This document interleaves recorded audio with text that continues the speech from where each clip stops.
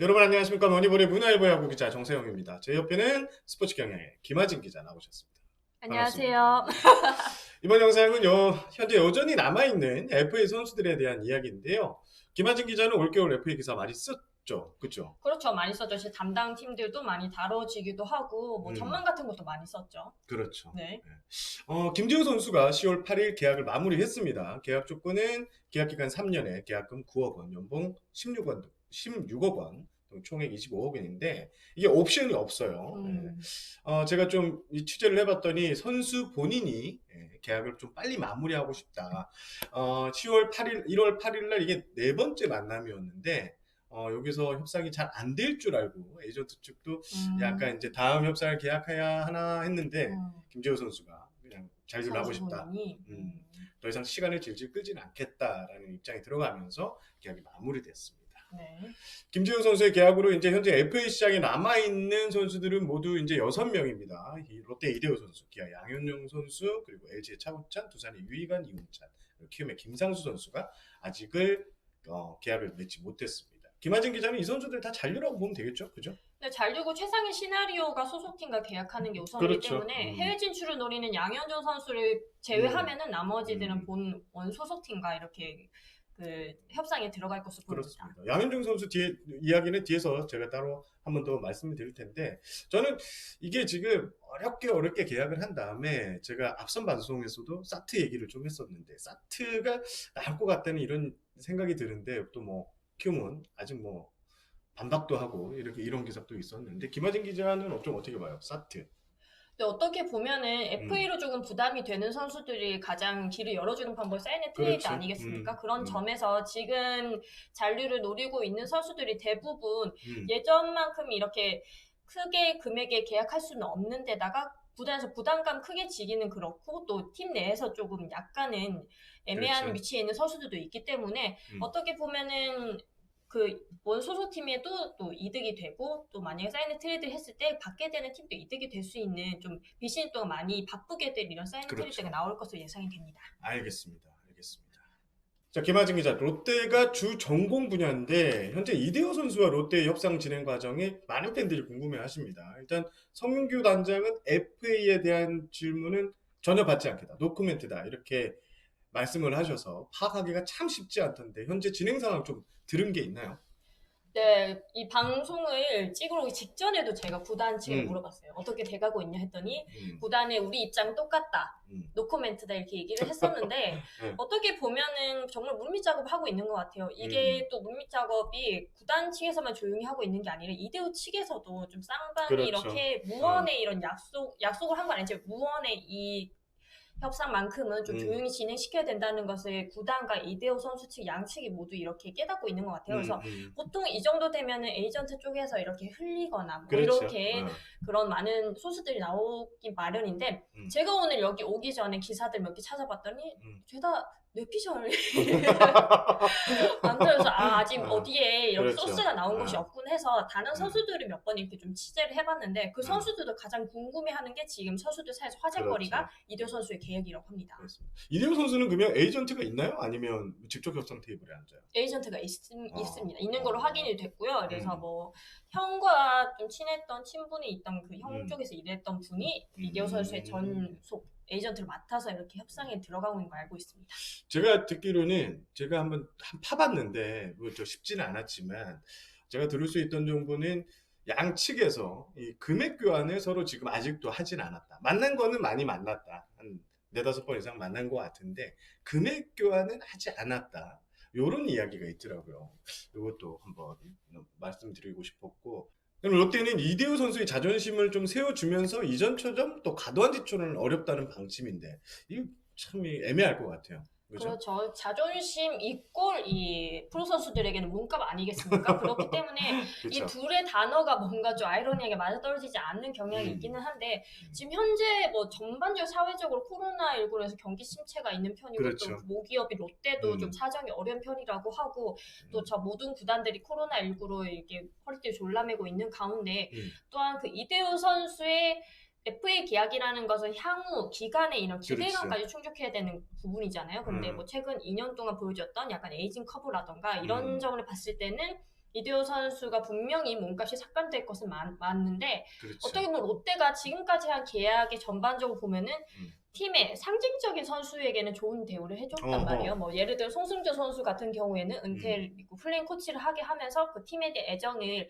높게 그렇지. 세워주는 이런 쪽을 맞아요. 했었는데 성민우 단장도 이대호 선수가 팀에 대한 그 애정이 정말로 많다는 걸 잘 알고 있습니다. 그렇기 때문에 이 두 양측에 서로 의견 교환만 가고 뭐 금액적인 이런 부분 말고는 이런 그 교류만 이렇게 하고 있는 상태인 걸로 보이는데요. 그 자존심이라는 기준에 대해서 지금 온 야구계가 좀 관심이 쏠려 있는 상태고 자존심이라는 게 또 구단이 생각하는 자존심의 기준과 그렇죠. 또 이대호 선수가 생각하는 자존심의 기준이 또 다를 수가 있기 때문에 이 간극을 좁히는 게 관건이라고 봅니다. 그렇습니다. 개인적으로는 그 성민규 단장이 그런 성향들 지난해 보여줬 스토브리그에서 보여줬던 성향들을 보면 약간 파격적인 계약, 금액이 파격적인 게 아니라 좀 우리가 흔히 못 봤던 계약 방식. 예를 들면 뭐 옵션이 진짜 어마어마하다고 하거나 이런 식의 FA였던 그 안치홍 선수 계약처럼 그런 계약이 나올 것 같다는 생각이 듭니다. 그렇죠. 지금까지도 많은 다른 기자분들도 예상하시듯이 이대호 선수의 계약이 예전 FA 지금 진행되는 그런 계약들처럼 뭐 몇 년에 얼마, 몇 년에 얼마 이런 식으로 되는 것이 아니라 그 옵션에서 얼만큼 이게 좌우될 것인가 그게 중요한 것 같은데 그동안 롯데가 좀 그동안 없었던 그렇지. 이런 제도를 부수는 이런 것을 했어요. 그렇다고 뭐 규정이 아예 없었던 부분도 아닐 뿐더러 그렇죠. 그렇기 때문에 이대호 선수에게도 뭔가 자존심을 세우면서 또한 이대호 선수가 충분히 노력을 해서 채울 수 있는 이런 부분에 대한 그런 기준 차를 조금 이렇게 서로 교류를 하지 않을까 싶습니다. 일단 캠프 전까지는 마무리 지어야 하는데 1월 15일이 넘길 것 같아요? 아니면 1월 15일 이전? 1월 중순 이전에 계약을 할 것 같아요. 저는 개인적으로 저도 내피셜입니다만은 넘길 것 같습니다. 그렇죠. 아무래도 쉽지 않을 것 같고요. 뭐 캠프도 중요하긴 하지만 이대호 선수가 굳이 캠프에 이렇게 중요하게 기준을 줄 만큼 이렇게 뭐 연차가 적은 선수가 아니고 이대호 선수 충분히 혼자서도 몸을 잘 만들 수 있는 이런 맞아. 개인적으로 그 프로그램이 다 되어 있는 선수이기 때문에 캠프 마지노선이 이대호 선수의 계약에 이런 영향 크게 미치거나 하진 않을 것 같습니다.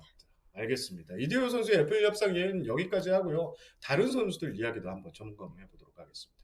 다음은 두산 베어스에 대한 이야기입니다. FA 선수가 이제 2명 남았습니다. 이 두 선수는 거의 두산 잔류가 유력한 상황이고, 일단 이용찬 선수 같은 경우에는 이번 주에 한번 만났는데 다음 주에 이제 협상이 완료되지 못했고 다음 주로 협상이 이제 넘어갈 것 같습니다.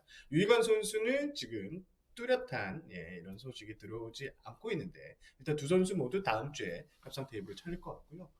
개인적으로는 유희관 선수 같은 경우는 좀 많이 아쉽습니다. 이제 8년 연속 두 자릿수 승수 그리고 취재진에게도 참 상당히 잘해주는 이런데 이렇게까지 좀 저평가를 받아야 하나? 아무래도 원정 성적이 좋지 않으니까 그런 것 같은데 김하진 기자는 좀 어때요? 유희관 선수를 좀 보면.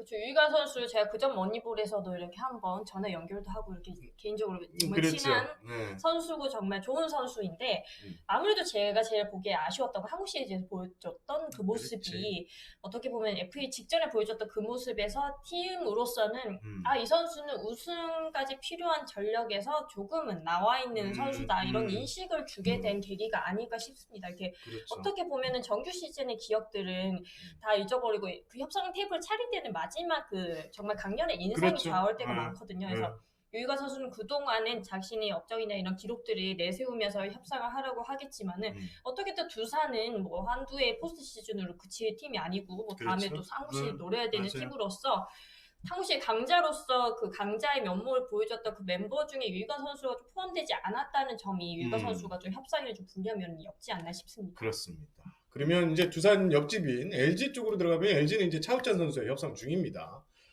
제가 들은 정보는 이제 차우찬 선수는 이제 LG에서 금액을 제시를 했습니다.